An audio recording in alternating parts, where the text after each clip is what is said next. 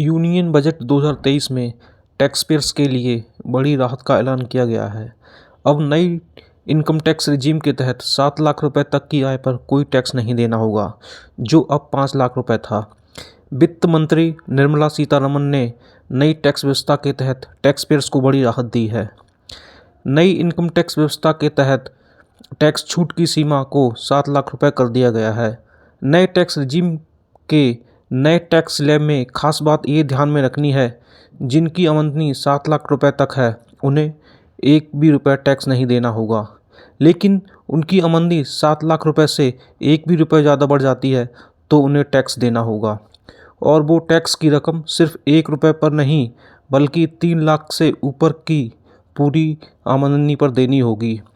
यानी जिनकी आमदनी 7 लाख से ज़्यादा है उन्हें नई इनकम टैक्स व्यवस्था के तहत अब 3 लाख रुपए तक की आय पर कोई टैक्स नहीं देना होगा। लेकिन आय 7 लाख से ऊपर जाने पर 3 से 6 लाख वाले स्लैब में 5% टैक्स देना होगा। इसी तरह 6 लाख से 9 लाख तक के स्लैब में 10% टैक्स देना होगा। 9 से 12 लाख तक के स्लैब में 15% और 12 से लेके 15 लाख तक के स्लैब में 20% और 15 लाख से ज़्यादा आय पर 30% टैक्स देना होगा। मौजूदा टैक्स स्लैब अब तक नई इनकम टैक्स रिजीम में 2.5 लाख रुपए तक की आय पर कोई टैक्स नहीं देना होता है। 2.5 लाख से 5 लाख तक की आय पर 5% टैक्स लगता है।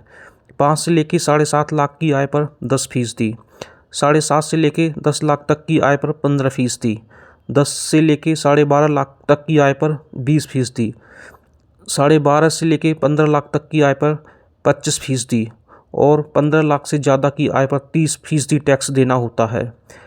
नई टैक्स रिजीम को लेकर टैक्स पेयर्स में बेरुखी थी।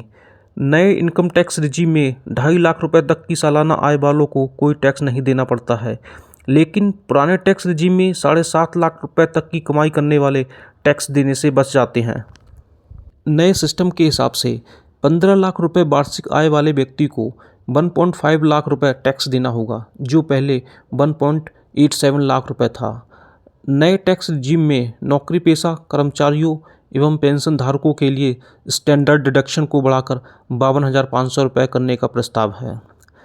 अब तक 7 लाख तक पर कोई टैक्स नहीं है।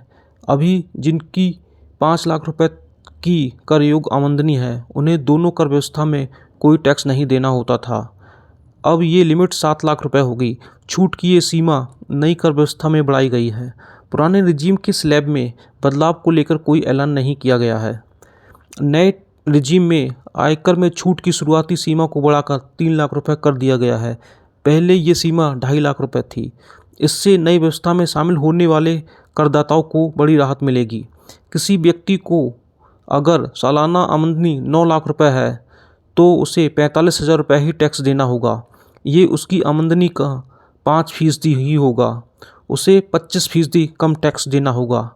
पहले जहां उसे 60,000 रुपये टैक्स देना होता था, अब उसकी जगह उसे 45,000 ही टैक्स देना होगा।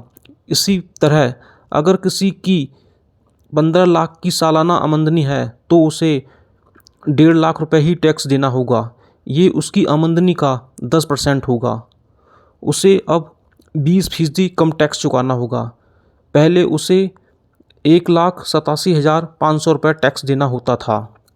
पेंशनर्स, फैमिली पेंशनर्स और तय वेतन पाने वाले लोगों को नई व्यवस्था में स्टैंडर्ड डिडक्शन में थोड़ी राहत मिलेगी। स्टैंडर्ड डिडक्शन को 52,500 रुपये का फ़ायदा होगा। पहले स्टैंडर्ड डिडक्शन 50,000 रुपये ही था। सबसे ज़्यादा आमदनी वालों के लिए टैक्स रेट 42.74% है, जो दुनिया में सबसे ज़्यादा था। अब इसे घटाकर 39% किया जा रहा है।